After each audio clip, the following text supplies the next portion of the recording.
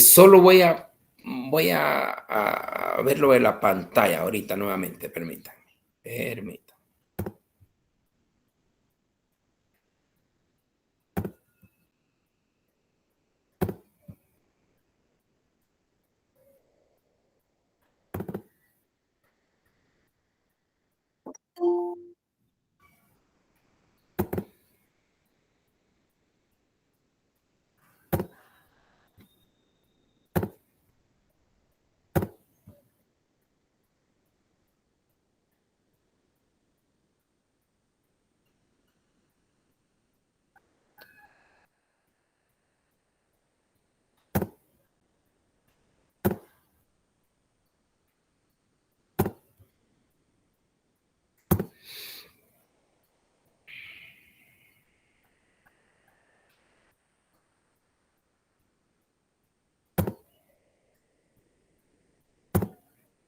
Perdón, compañeritos, ¿logran ver el tema de la audiencia de apertura a juicio? Sí, licenciado. Sí, licenciado. Perfecto, buenas tardes. Esto creo que ya se los envié a su correo, ¿verdad?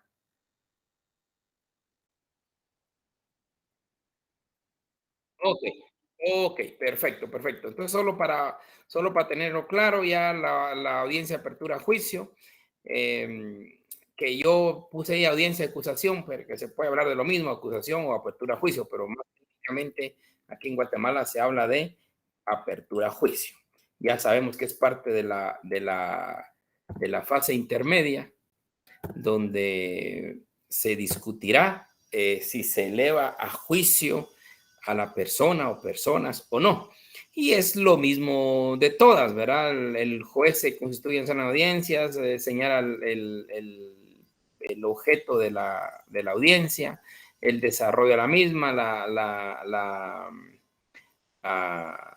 siempre al Ministerio Público, que es el encargado de ejercer la acción penal, y él es el que lleva la batuta en el ámbito de que presenta la apertura a juicio.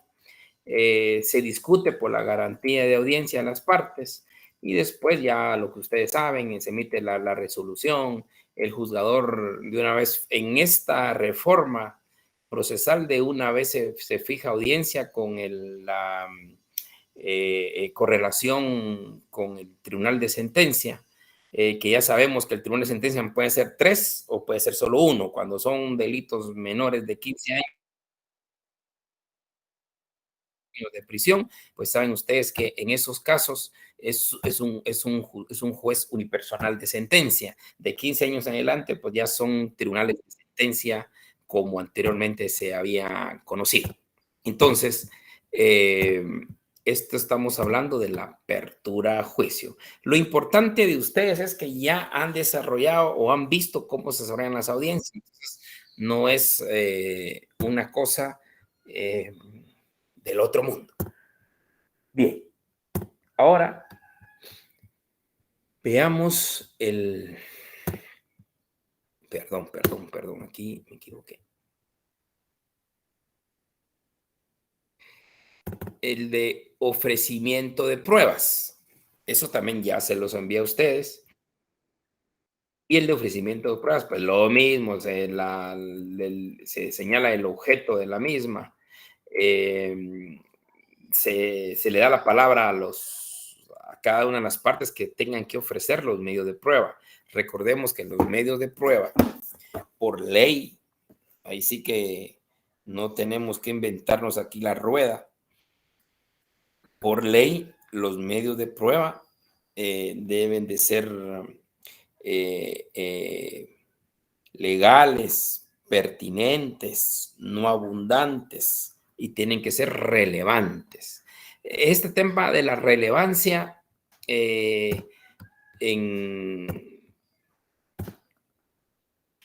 pues se tiene que aclarar, el fiscal tiene que decir por qué considera relevante este medio de prueba. Los testigos sabemos que son relevantes porque determinan el lugar, modo y circunstancias de cómo ocurrieron los hechos. Las videocámaras pues establecen lugar, modo y forma y se visualiza de mejor manera lo establecido por los testigos. Y que no sean abundantes, porque a veces se presentan, por eso la relevancia con la abundancia lleva mucha correlación, porque puede ser en la relevancia se tiene que exponer para qué es el medio de prueba, qué es lo que va a probar o qué es lo que se dice que se va a probar. Y a veces se pueden presentar 20 testigos para que declaren que la persona es de buenas costumbres. Perdónenme, ahí usted ya como juzgador puede decir, no, relevante me parece la prueba, pero me parece abundante. En consecuencia, con 3 testigos que declaren que es buena persona, suficiente. A veces la defensa quiere traer toda la aldea, creyendo que con eso es suficiente y con eso ya le van a dejar libre, y eso no es así. Que no sea abundante. Este es un tema muy importante. A algunos les gusta, otros no les gusta. Que la prueba sea definida por el juez de primera instancia. No sé si ustedes lo saben, pero anteriormente no era así. Anteriormente era el tribunal de sentencia el que determinaba qué prueba es la relevante, qué prueba es no abundante, qué prueba es la pertinente y qué prueba es la legal. Entonces, él era el mismo tribunal de sentencia, pero había muchas voces que decían, ¿cómo va a ser posible que el mismo tribunal califique antes la prueba? Y entonces ya lleva el tribunal algún indicio de cómo ocurrieron los hechos. Ya lleva una contaminación. Y sí tenía razón, siempre se criticó eso, que el mismo tribunal de sentencia era el que determinaba la admisibilidad de prueba.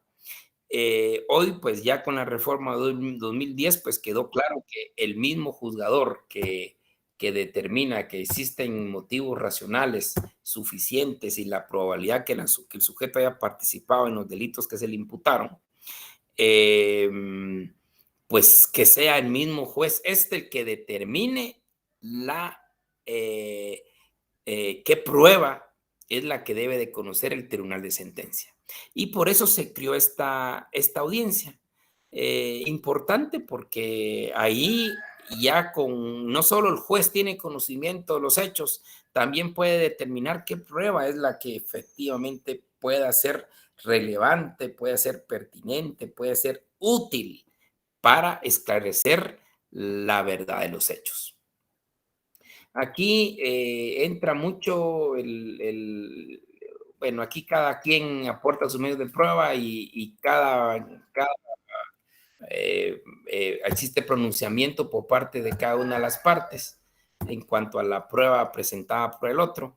Y al final el juez tiene que emitir una resolución en donde se establece la resolución, qué medio de prueba determina que sean los admitidos. Y ahí de una vez se fija fecha del debate, en el cual inicia el debate de conformidad con el 344. La resolución del juez, pues tiene que aclarar esta prueba se considera que es legal, pertinente, relevante y no abundante por tales razones, el cual va a probar esto y esto, el cual va a probar esto y el otro. Entonces ya será en el debate con un juez o un tribunal que sea jueces en los cuales no han tenido contacto en absoluto con el hecho, con los medios de prueba, y así entraría el tribunal sin contaminación previa de todo lo que se aconteció en la fase preparatoria intermedia. Esa reforma nos parece oportuna y muy correcta que se haya realizado. Aquí entra mucho el tema también a realizarse en cuanto a la legalidad de la prueba. Ya tenemos cuando se habla mucho del fruto del árbol envenenado, que el fruto del árbol envenenado, ya ustedes saben que no se admite la prueba obtenida ilegalmente, salvo que se dé por una fuente independiente o un descubrimiento inevitable de la verdad, que se puede dar. Y eso realmente se da cuando... Eh, y esto lo califica el juez de instancia. Cuando se da, por ejemplo, en una obtención de algún dato obtenido en unos datos del celular, cuando a alguien lo detienen en su domicilio, donde sea, y le incautan el teléfono, ahí puedo tener mucha información y esa información es un descubrimiento inevitable de la verdad. En el momento en que se obtuvo la información del teléfono, pues definitivamente ahí salieron llamadas, salieron mensajes, y es ahí donde, aunque aparentemente la otra persona puede alegar, ahí es que eso es fruto del árbol envenenado, porque a mí nunca por ejemplo, se da mucho en los antejuicios. Que los antejuicios, por ejemplo, a un funcionario se dice que no se puede ni investigar, cosa que yo no estoy de acuerdo. El antejuicio en ningún momento dice que no se puede investigar, pero bueno, es criterio jurisdiccional y que no se puede investigar y no se puede investigar. Para mí no se puede procesar, pero sí se puede investigar.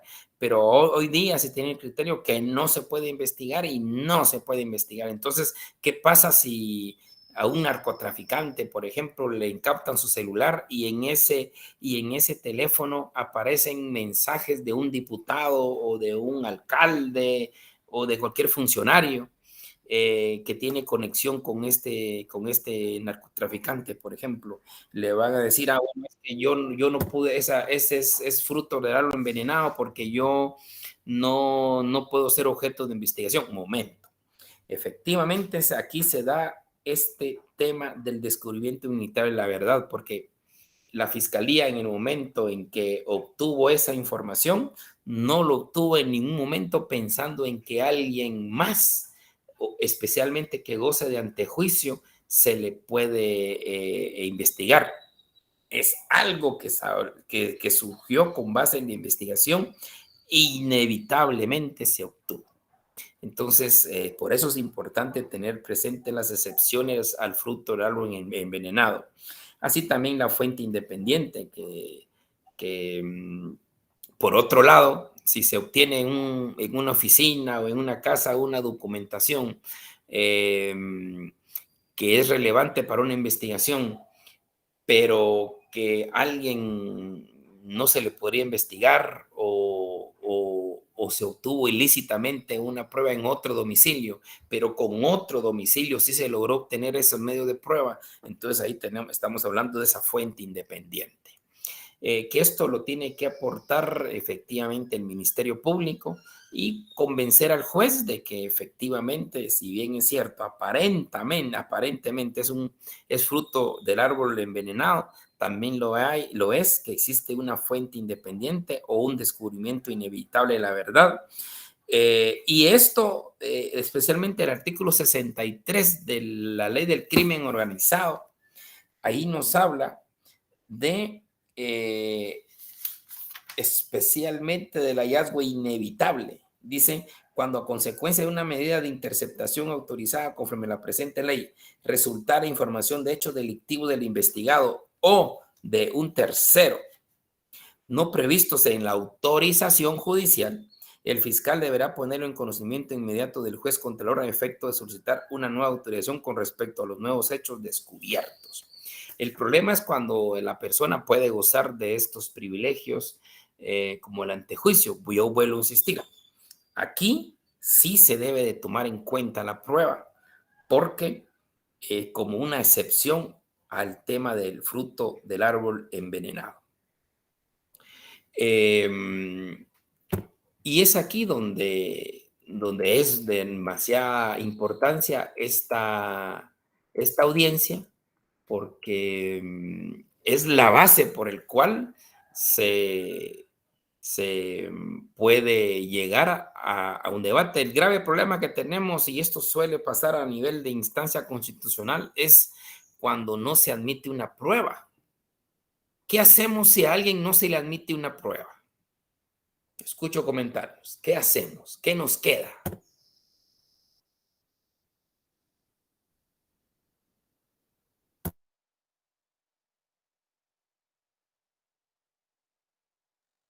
No he encendido mi cámara, perdonen. Pues sí, ¿qué hacemos si a alguien no se le admite su prueba? ¿Qué queda? ¿Qué suele pasar? Usted como defensor posiblemente no se le admite una prueba. ¿Qué hace? ¿Qué es lo que nos corresponde hacer? Perfecto, la reposición y después, ¿qué más? ¿Se puede apelar eso? Sí, como apelación especial. Como apelación especial. ¿Cómo por apelación especial si ni siquiera ha estado en sentencia?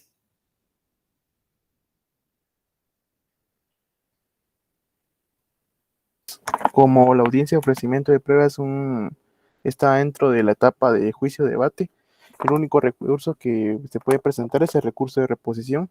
Y si ese recurso de reposición es declarado sin lugar, entonces se debería pues apelar como una apelación especial. No, ¿y por qué? ¿Acaso es sentencia? Ahí no entra la apelación especial. Eso no es sentencia. Ahí no entra. La apelación especial, especialmente va a la redundancia, va contra sentencias. Cuando no hay sentencia, va a la apelación genérica, pero aquí la apelación genérica tenemos que ver qué dice el 404. Si el 404 está dentro, si esta audiencia es parte de los motivos para impugnar. Y tenemos grandes problemas en esto. En principio, no se puede impugnar más que solo el recurso de reposición. Aunque también el recurso de reposición es un tema que sí se puede dar por el último parrafito que dice el 403 de la reposición durante el juicio equivale a la protesta de anulación. Aunque es durante el juicio, aunque aquí no estamos todavía en el juicio. Pero lo más correcto es plantear la reposición y muchas partes se quedan ya sin nada. Es ahí donde se habilita el amparo. Aunque en un momento dado la Corte de Constitucionalidad tenía el criterio que esto no se podía amparar porque carecía de definitividad. Es un tema bien complicado, pero yo sí soy de la idea que es un derecho fundamental su medio de prueba. Es su medio de prueba. Aunque haga valer como protesta de anulación y que eso le equivale en su momento plantear el recurso de apelación, eso ya deja un poco en desventaja porque ya existe un juicio y si a través de la apelación a especial usted logra anular la sentencia porque existe una protesta de anulación y esa protesta de anulación, su fundamento fue que no se le emitió un medio de prueba y a raíz de esto la sala de apelaciones considera que si era viable puede votar todo el debate. Pero en otras ocasiones sí ha funcionado el amparo porque es su derecho de defensa. Usted quiere que se le escuchen 2 o 3 testigos que vieron que usted estaba en otro lugar, pero el juzgado contralor determinó que esos testigos, que esa prueba no era relevante, no es útil en el proceso, entonces ya lo dejan en una ausencia de defensa. Por eso esta audiencia es muy importante. Si no le admiten, entonces haga la protesta. Como la protesta se puede hacer en la propia audiencia, hacer formal protesta y aparte de eso plantear la reposición. Y si quedan sin lugar, pues ni más ni menos tendría que acudir al amparo. Aunque vuelvo a insistir, hubo un tiempo donde la misma Corte de Constitucionalidad determinó que ahí no se agotaba la definitividad. Y ustedes saben que para acudir al amparo hay que agotar la definitividad, que quiere decir que usted tiene que agotar todos los recursos, pero en sí este aspecto es tan relevante para su derecho de defensa. Sin ese aspecto, ¿cómo se va a defender en el debate? Y sí ha pasado algunos casos donde puede existir la incomprensión de parte del juzgador y no admite unos medios de prueba. Hay otros que lo que hacen es simplemente dilatar el proceso, también es cierto. A través de los amparos quieren dilatar el proceso, pretenden dilatar. Y hay un problema con el amparo porque hay muchos casos que dicen que aunque se plantee el amparo, ya prácticamente suspenden el proceso, y eso no es así. Debe de seguirse hasta que otorguen un amparo provisional. Pero esto en el ambiente jurisdiccional se da mucho. Muchos jueces, ya plantearon amparo, esperemos que resuelvan. Y aunque no existe amparo provisional, paralizan los procesos. Y eso no es así. El amparo provisional únicamente se puede suspender cualquier trámite del proceso cuando existe el amparo provisional que declara con lugar el acto reclamado. Si el acto reclamado es determinada circunstancia y se le otorgan el amparo provisional, entonces sí puede hacer variarse el proceso. De lo contrario, no. ¿Cómo va a suspender si no hay amparo provisional?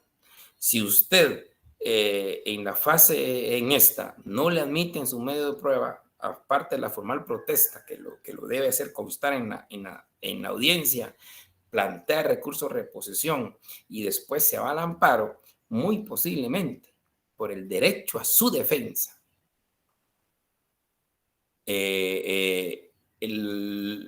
la sala y en su caso la apelación ante la CC puede venir a reconducir y indicarle que le admitan el medio de prueba. Bueno, insistir, esto no es pacífico. Para algunos no se ha agotado la definitividad y no procede el amparo hasta que exista sentencia.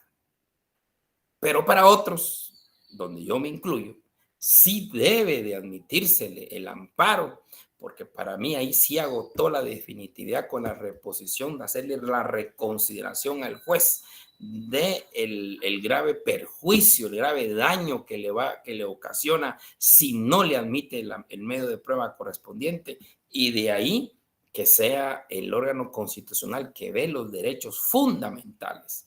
Y recordando, dentro de los derechos fundamentales está la tutela judicial efectiva, y dentro de la tutela judicial efectiva está el derecho de defensa, y una forma de ejercer correctamente el derecho de defensa es los medios de prueba. Pero esto no es pacífico, esto es complicado,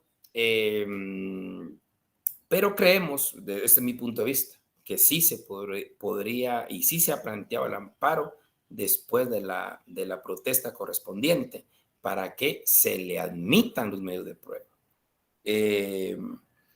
Y ahí viene la importancia del razonamiento, de la motivación, que el juez debe de motivar por qué no le admite los medios de prueba.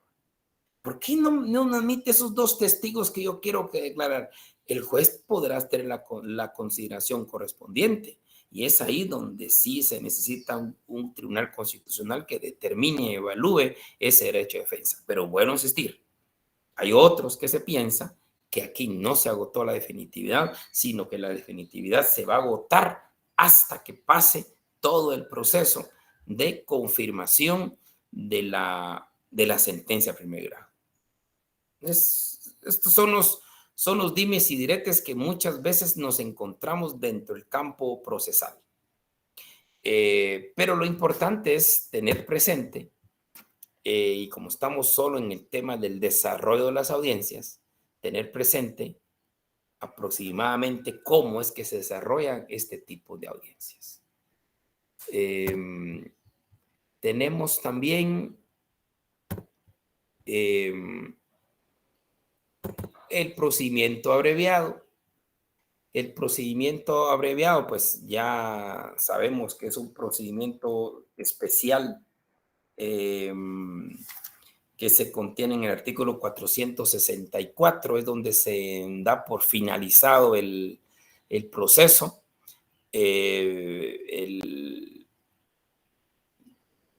Es exactamente la solicitud que hace el fiscal. Para el procedimiento abreviado, en la práctica, pues efectivamente usted como abogado defensor va a ir a procurar el caso ante el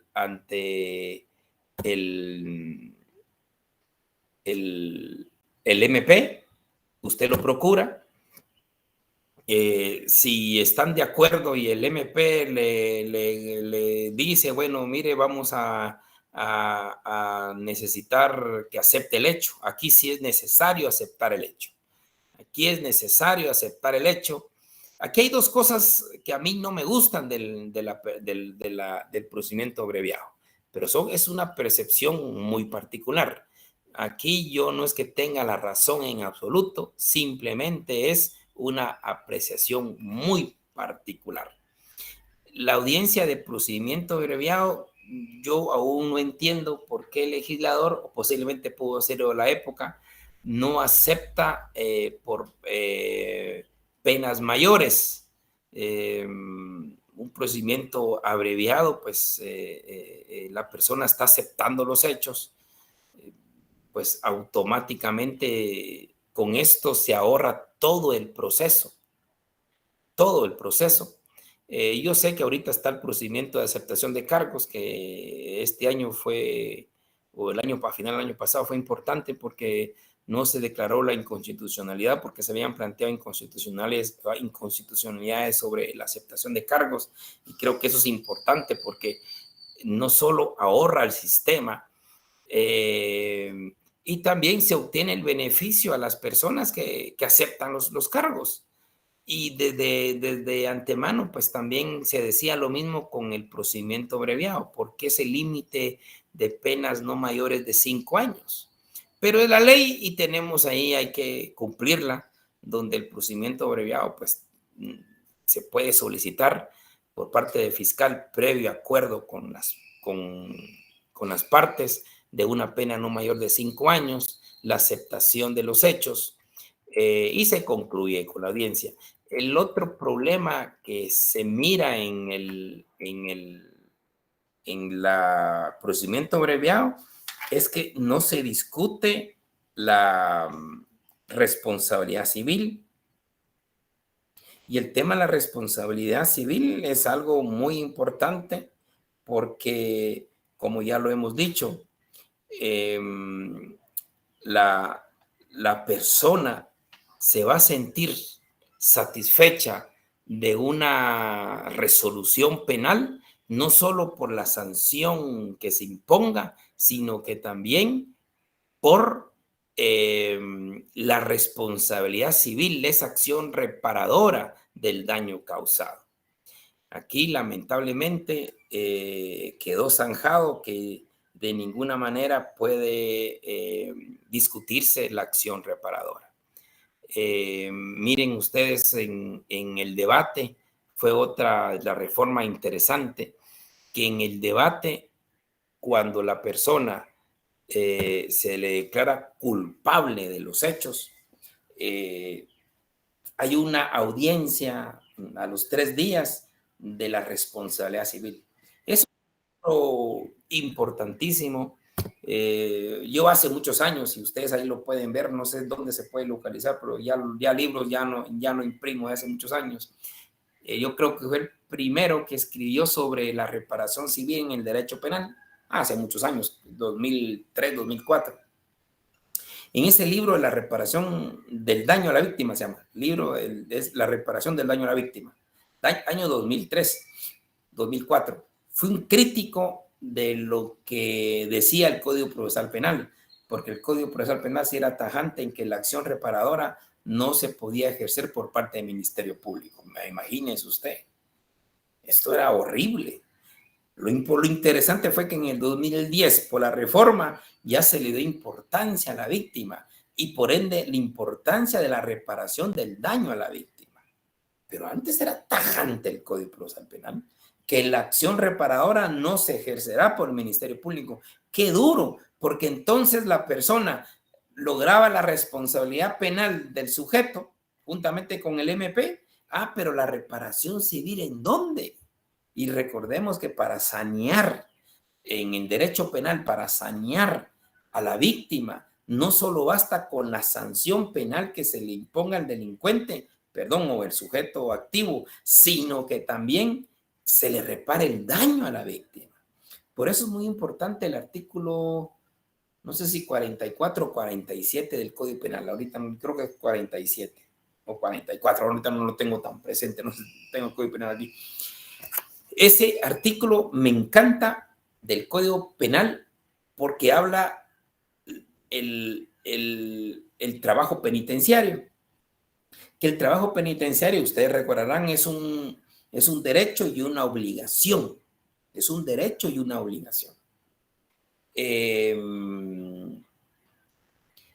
Entonces, el trabajo penitenciario es un derecho porque es una forma de resocializar y es una obligación por lo mismo a los reos. Y lo interesante de ese artículo, no sé si es 44 o 47, siempre me equivoco. Ustedes lo pueden revisar en su casa. Es 47, licenciado. 47, muchas gracias. Ahí dice el trabajo penitenciario, fruto del trabajo penitenciario. Y algo muy importante dentro del fruto del trabajo penitenciario, aparte de la pensión a sus hijos, dice ahí la reparación del daño a la víctima. Y esa es la idea del sistema penitenciario, poner a los reos al trabajar, no que los reos trabajen para sí mismos, porque es lo que pasa hoy día en el sistema penitenciario. Los reos trabajan para sí mismos, sin control alguno. Hay quienes tienen cafeterías, hay quienes tienen farmacias, hay quienes tienen venta de helados, de chocolate, de todo, porque tratan de subsistir dentro de la prisión. Y ahí es ahí donde se da un descontrol, donde el Ejecutivo no tiene control, y es ahí donde se provocan hasta abusos laborales y todo lo demás, lo que ustedes saben, y no hay control. Cuando les preguntan y trabajamos pero por cuenta propia. La idea del 47 es que el Estado les provea todas las condiciones para trabajar y especialmente para llevar ese control. Ese control para que todo el fruto que tenga el Estado controle. Y es más, dice ahí, hasta para pagarle al Estado un porcentaje de la estancia que estaba en prisión, y además se le resguarda el resto para cuando salga de prisión. Si el artículo 47, a pesar que nuestro Código Penal este año cumple 50 años de vigencia, es un artículo lindo. Que no lo utilizan es otra cosa.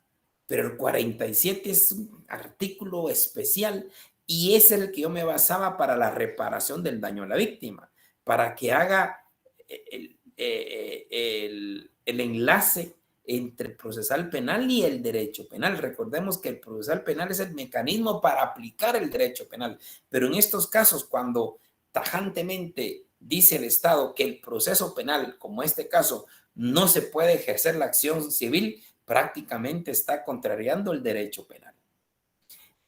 Por eso fue una alegría inmensa ver en el 2010 esta audiencia reparadora de los daños después de que existe una sentencia condenatoria. Porque ustedes saben, cuando se fija la sentencia condenatoria, a los 3 días, el tribunal de sentencia convoca nuevamente a las partes para discutir exclusivamente el tema de la acción civil.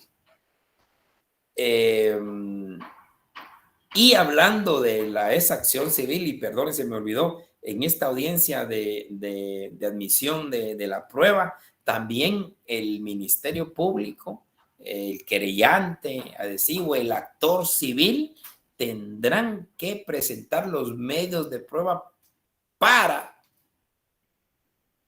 hacerlos valer en esa audiencia de reparación civil. Por eso se motiva. Presento esta audiencia, presento facturas de curación, presento facturas porque, bueno, esto lo vamos a ver o me adelanto, para la reparación civil hay un daño moral, un daño emergente y el lucro cesante. Entonces se tiene que aclarar que esto va a probar el daño moral, esto va a probar el daño emergente y con esto se va a probar el lucro cesante. Porque la persona tiene que probar en el ámbito civil, tiene que probar lo que ha dejado de percibir. Esto es algo, pero el problema es que el Ministerio Público, y eso tenemos que aclarar también, el propio Ministerio Público a veces no tiene conocimiento de lo que es un daño moral, un daño emergente y un lucro cesante, mucho menos cómo probar el lucro cesante, cómo probar el daño moral y cómo probar el daño emergente. De hecho, llegan al extremo de confundir el daño moral con el daño psicológico. Dicen que es lo mismo, eso no es lo mismo. Aparte es el daño psicológico, aparte del daño moral. El lucro cesante es muy importante. El daño emergente es quizás lo más fácil y con eso se quedan. El lucro cesante. Eso es algo importante que hay que probarlo. Y esto se tiene que hacerlo valer en esta audiencia de admisibilidad a la prueba. Porque esa audiencia de admisibilidad a la prueba, ahí hacen el conjunto de toda la prueba para que el tribunal de sentencia ya no tenga que, salvo cosas extraordinarias como los nuevos medios de prueba, que eso es importante, siempre y cuando surjan dentro del debate, sí los puede tomar en cuenta el tribunal de sentencia. Entonces, perdonen que me salí un poquito del tema, pero sí era importante el tema del procedimiento abreviado, que estrictamente se queda con una sentencia final después de la resolución. Y caemos a lo mismo. Ustedes se le da la audiencia a la primera parte, a la otra parte, y al final de cuentas el juez tendrá que emitir el fallo y posteriormente la sentencia. Y sobre esto, me gustaría que me apoyaran porque estas son las últimas audiencias que vamos a ver. Yo encontré unas audiencias, no sé si las voy a poder encontrar. Y efectivamente, pero como ustedes son super pilas, audiencia de procedimiento abreviado, me encantó una. Aquí está, me encantó una. Y es nuestra querida amiga que siempre está ahí y que a mucha gente le gusta. No sé si la ven. Perdón, no sé si la ven. Sí, licenciado. ¿Y se escucha? Pero aún no lo hemos escuchado. No se oye. Bueno, entonces necesito la ayuda de los compañeros brillantes que me ayudan siempre. Audiencia de procedimiento abreviado en Guatemala. Y sale nuestra querida amiga. ¿Quién me puede ayudar con esto?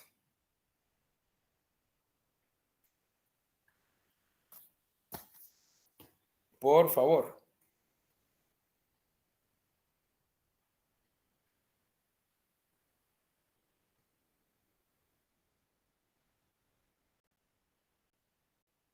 Le voy a ayudar.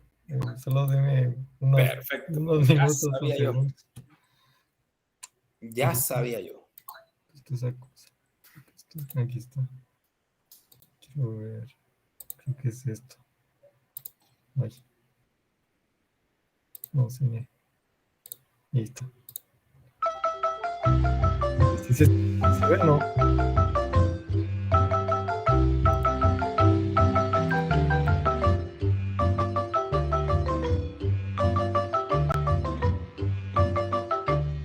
Don Hugo Venancio Félix Florencio, doy inicio a la audiencia que se fijó para el día de hoy, 15 no lo de veo. octubre de 2008, cuando son las 11 horas.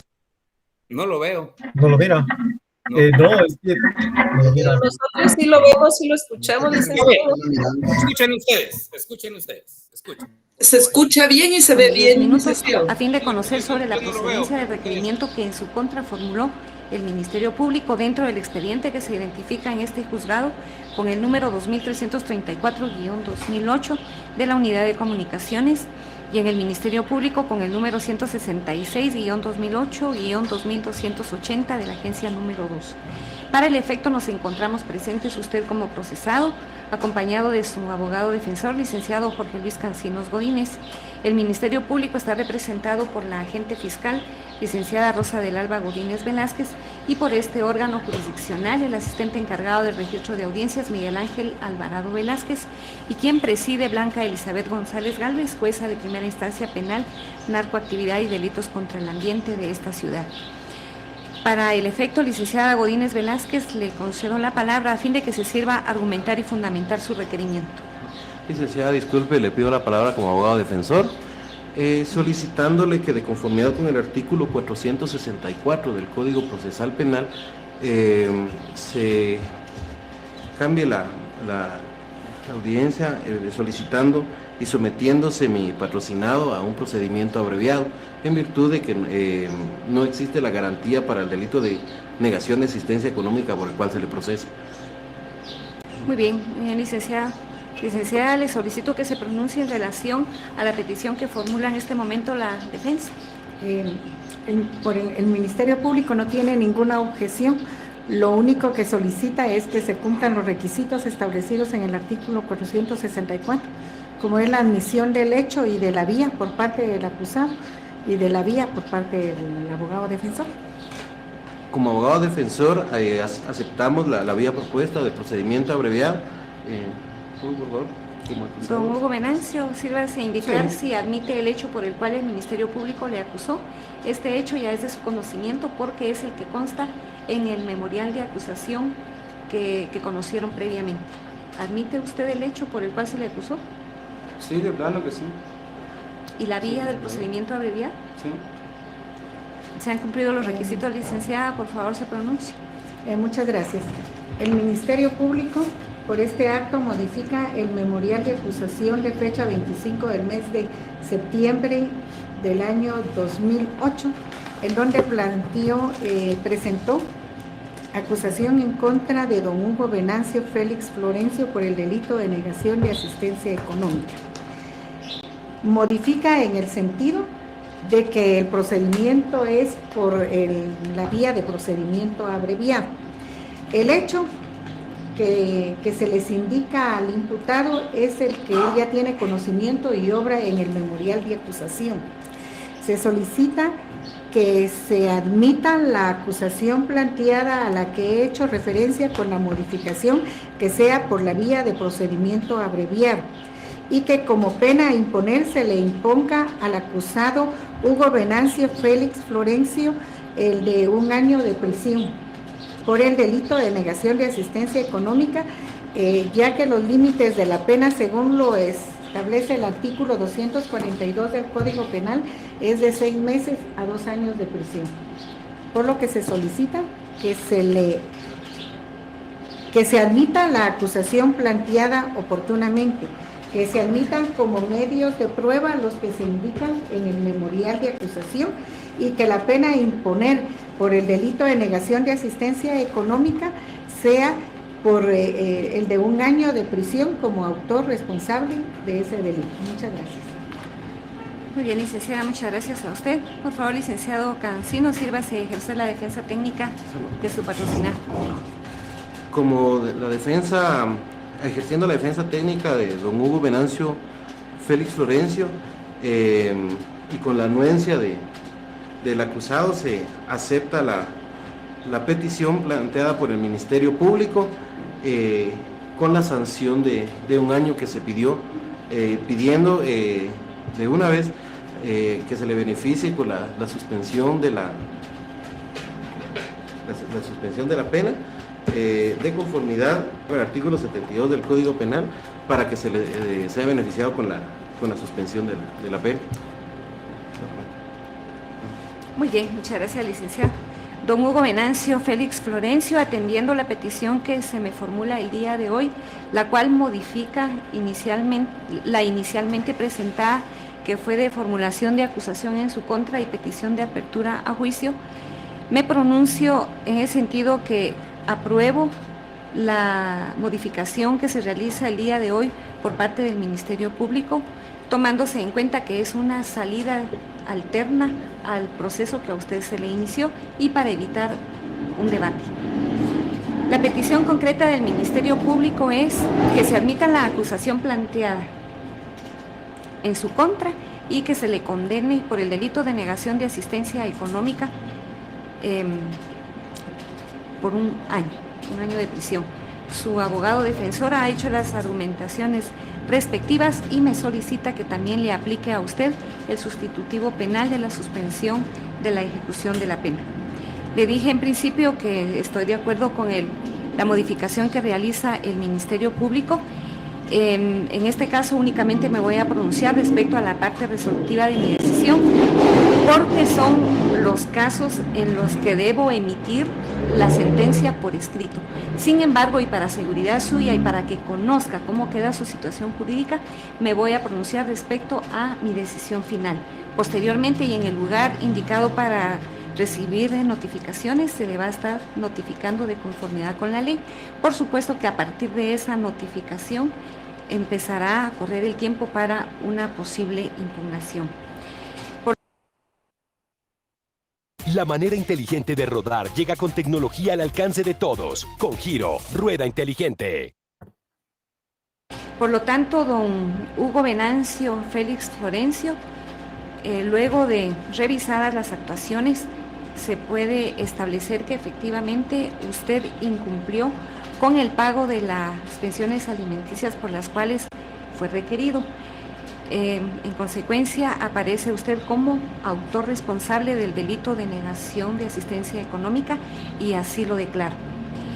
Como consecuencia de esta autoría, yo lo condeno a padecer un año de prisión, la cual va a cumplir usted en el centro penal que para el efecto decida el juzgado tercero de ejecución penal con sede en la ciudad de Quetzaltenango.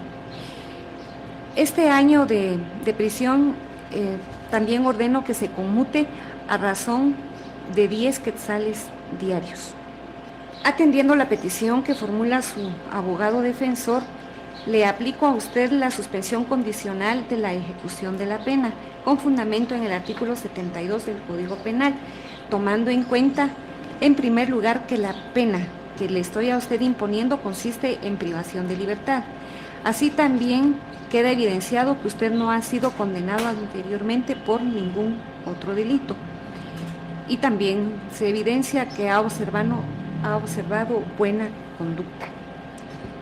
La suspensión condicional de la ejecución de la pena se la dejo a usted por el plazo de 2 años, entendiéndose que es el plazo mínimo. Por estos 2 años, don Hugo Venancio, usted debe de tener, en primer lugar, debe estarse al día con las pensiones alimenticias y evitar otro proceso.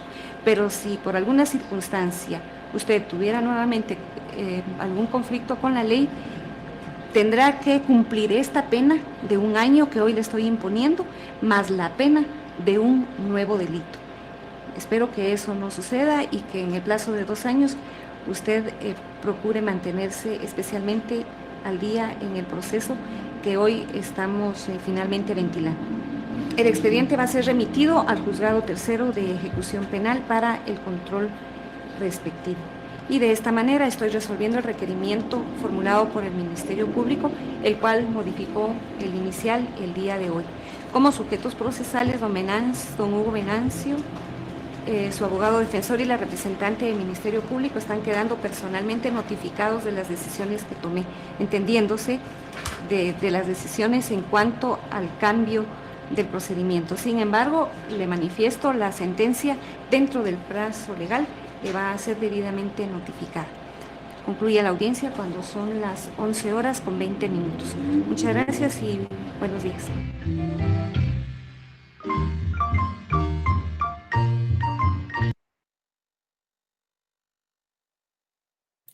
Creo que ahí terminó, Oli. Y creo que también se fue.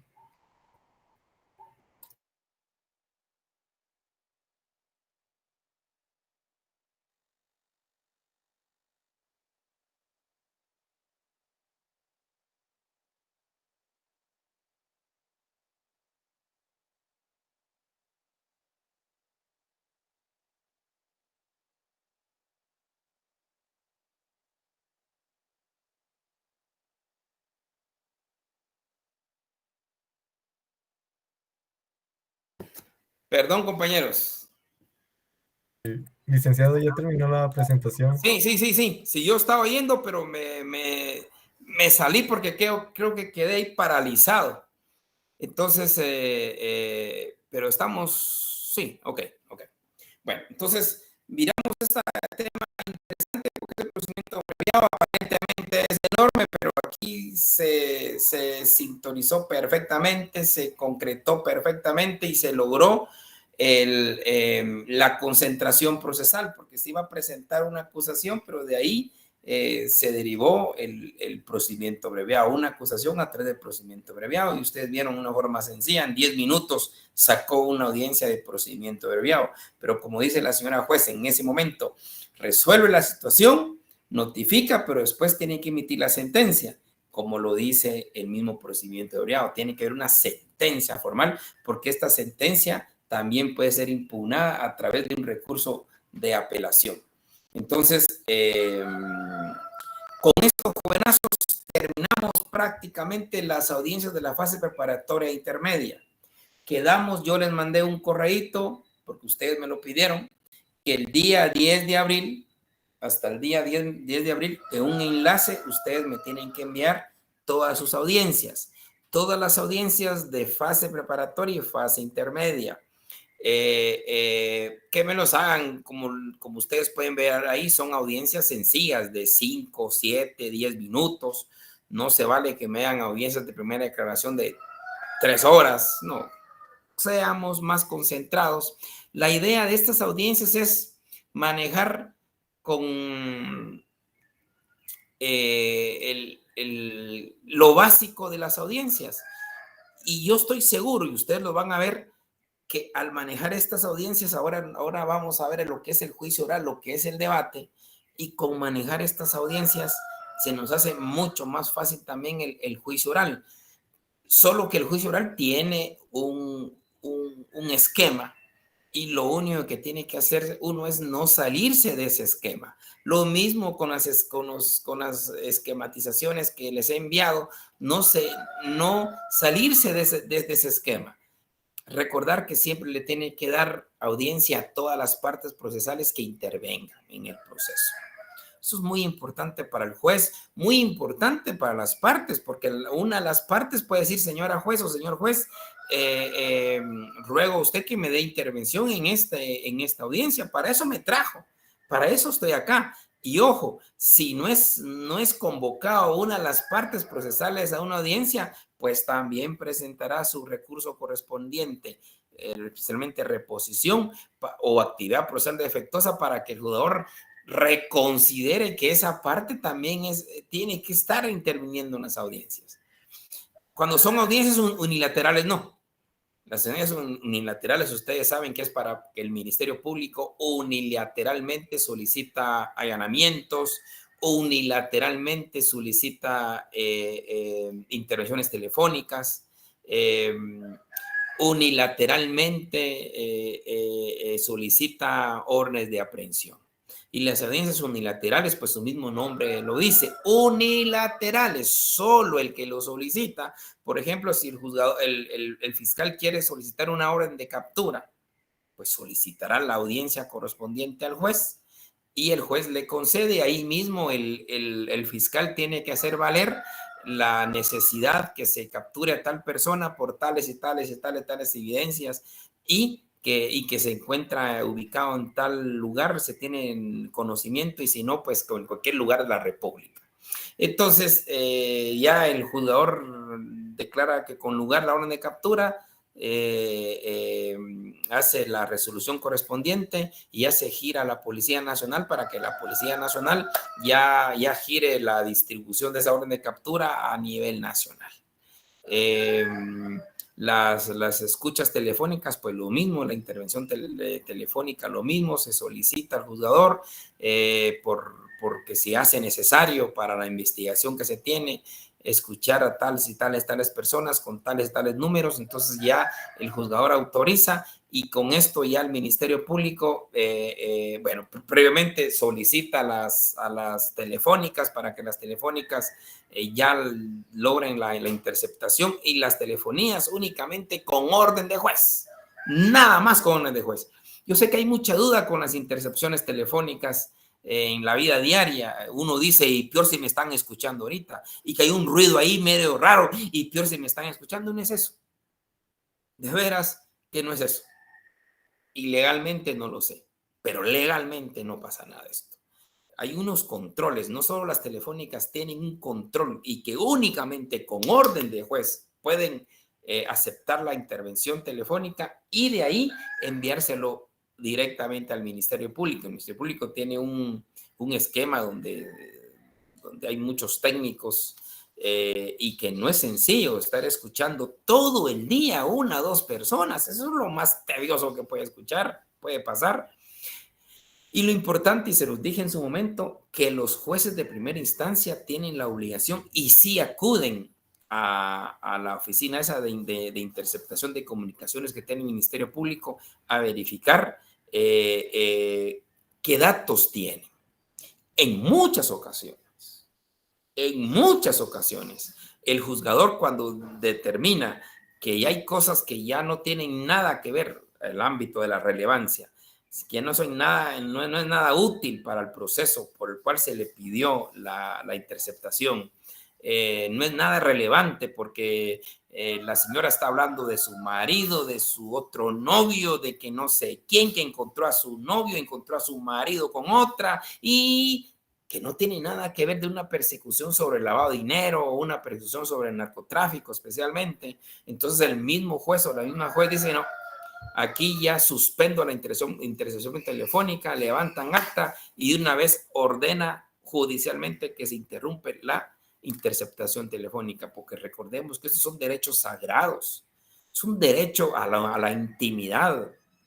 Entonces no se puede decir por así, vamos a intervenir telefónicamente a unas personas. Esto lleva un proceso de convencimiento al juez y después el juzgador se lo notifica a las telefónicas.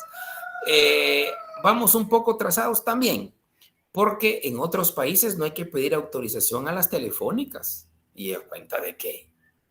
Eso no se permite. En otros países directamente se intercepta la comunicación con orden de juez. Acá no. Aquí hay que pedirle, aquí hay que notificarle a la empresa telefónica para que la empresa telefónica lo haga. Hay muchos cuestionamientos porque ya aparece un tercero ahí y si el tercero está involucrado, ¿qué va a pasar? Entonces, la idea es que solo sea el fiscal y el juzgador. Entonces, son las audiencias unilaterales que únicamente va, en este caso, el MP a solicitarle al juzgador unilateralmente. No hay por qué pasar o darle audiencia a otras personas.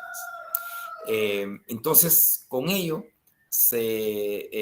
terminamos prácticamente la fase preparatoria e intermedia con audiencias.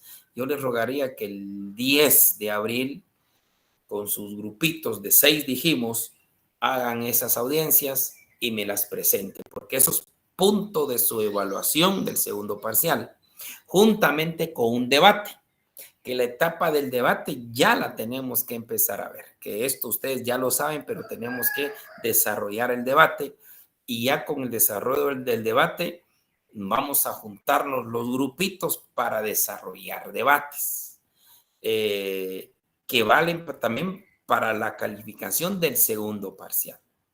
Porque el segundo parcial entiendo yo que empieza una semana después de que finaliza la Semana Santa. O sea, tenemos esta semana después de Semana Santa para indicar qué es lo que vamos a hacer en el transcurso de la nota del segundo parcial. Que estas audiencias valen para el segundo parcial, porque la idea es que participen de jueces, de fiscales, de abogados, de querellantes, de actor civil o del tercer civilmente demandado, que la mayoría pueda hacer esa función. Después tenemos ya los debates. Lo ideal serían debates de tribunal de 3 personas para ver el desarrollo de lo que es un debate y cada quien hacer sus planteamientos de lo que es un debate. Yo a esto creo que ya una vez les había hecho la sugerencia para el que pueda, y creo que eso está, no, en Netflix no está, pero sí en YouTube, los juicios de Nuremberg. Ahorita en Semana Santa o en tiempos que tenga libres, una película genial que tarda 3 horas. Es largometraje, pero interesante. Pero en el ámbito procesal, me encantaría que ustedes se enfocaran en el interrogatorio que hacen ambos abogados, el de la fiscalía y el de la defensa. Son magníficos. Hacen un interrogatorio, unas preguntas. Y yo vuelvo a insistir, la médula espinal del debate es el interrogatorio. Es el interrogatorio. ¿Cómo interrogar a los testigos contrarios? Recuerdo también el debate de Michael Jackson, un debate lindísimo. Qué habilidad de los defensores cuando ya se tiene concretada una respuesta que ya no da para más, y una habilidad para retorcer esa respuesta. De veras uno se queda alucinado. El interrogatorio es crucial. No solo en la fase preparatoria que ustedes muy finamente ya interrogaron, no digamos en el debate. El debate, la gran importancia que tiene el debate, no solo por el tema del artículo 12 constitucional, que nadie podrá ser condenado sin haber sido oído y vencido en juicio. Oído y vencido. Oído, estamos hablando de que tiene que ser oralmente, no por escrito, no escrito. Haber leído no dice ahí, dice oído. Entonces, el debate es el centro de todo el proceso. Aquí están las tesis que se contraponen, tanto acusadora como defensora. Y de veras, los que si tuvieran la oportunidad de buscarse esos juicios, el juicio oral de Michael Jackson, que tarda meses, va. Pero en los interrogatorios es una cosa fantástica. El problema de Guatemala, incluyendo los del MP mismo, la defensa ha ido mejorando muchísimo, la defensa particular, es el interrogatorio. Es clave. Lo que pasa es que la fiscalía cree que ya lo tiene todo. Ya ha hablado con los testigos, ya ha hablado con los policías, ya los policías ya tienen, ya van a decir, ya saben el esquema de lo que van a decir. Entonces es fácil, dice la fiscalía, pero a veces se confían tanto y no saben cómo le va a salir un defensor público o un defensor, en la defensa en general, la defensa técnica. No sabe cómo le va a surgir. A veces el policía o agente captor o un testigo puede equivocarse en una respuesta y ahí sale la defensa para contrariarle, porque el objetivo de la defensa en esos casos es dejarle en la mente del tribunal que ese testigo miente, ese testigo es mentiroso, ese testigo no es de fiar. Así como mintió en estos datos, pudo haber mentido en lo anterior.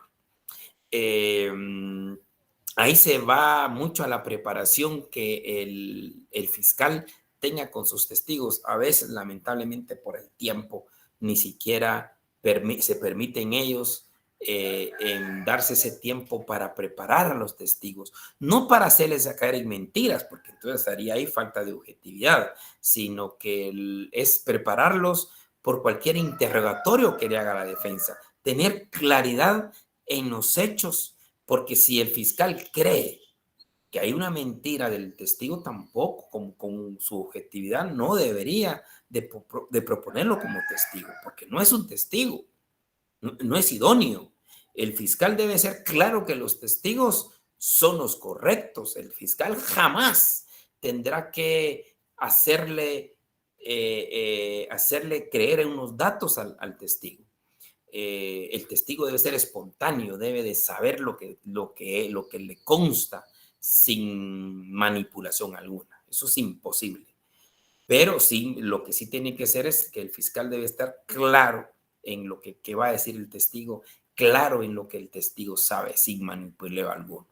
El problema es que a veces sin poder platicar, sin poner sin coger la coherencia con los demás testigos, se cometen los errores y es ahí donde la defensa aprovecha. El interrogatorio es clave.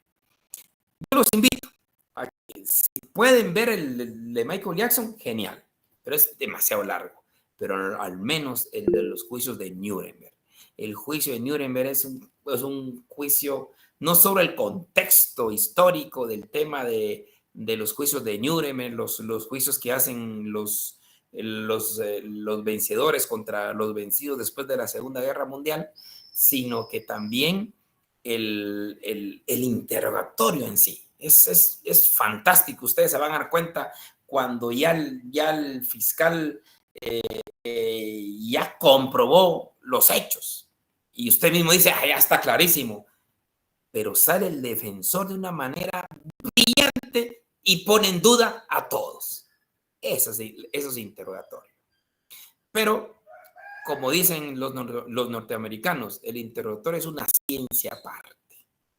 Una ciencia aparte. Es algo más por allá. El que quiera dedicarse al ámbito procesal penal, de veras, lo invito a que usted tiene que matizar el tema del interrogatorio. ¿Cómo interrogar? ¿Cómo objetar? Porque usted con la objeción puede desequilibrar al fiscal o al defensor. Con objeciones. Recordemos que no se permiten preguntas capciosas, sugestivas ni impertinentes. Y es ahí donde usted sale. Objeción, señor presidente, esta pregunta es impertinente por tal cosa. Objeción, señor presidente, esta pregunta es capciosa por tal y tal cosa. Objeción, señor presidente. Eso es importante. Entonces desequilibra la otra parte. El interrogatorio y contrainterrogatorio. Pero bueno, esto lo veremos un poquito más el día jueves. Bueno, jovenazos, entonces, por favor, preparen sus audiencias. Me las mandan con la identificación. El grupo son fulano, mengano, los 6 del grupo. Y ahí ya me presentan. Yo sé que algunos no van a participar en las audiencias, pero que sí me lo mencionen que participaron. Porque esto es parte del segundo parcial, juntamente con el debate que tenemos que sacar todos. Perfecto, compañeros. Nos miraremos el próximo jueves si no existe un comentario. Bien, jovenazos, se cuidan. Buenas tardes. Buenas tardes, licenciado. Buenas tardes. A la orden. Buenas tardes, licenciado.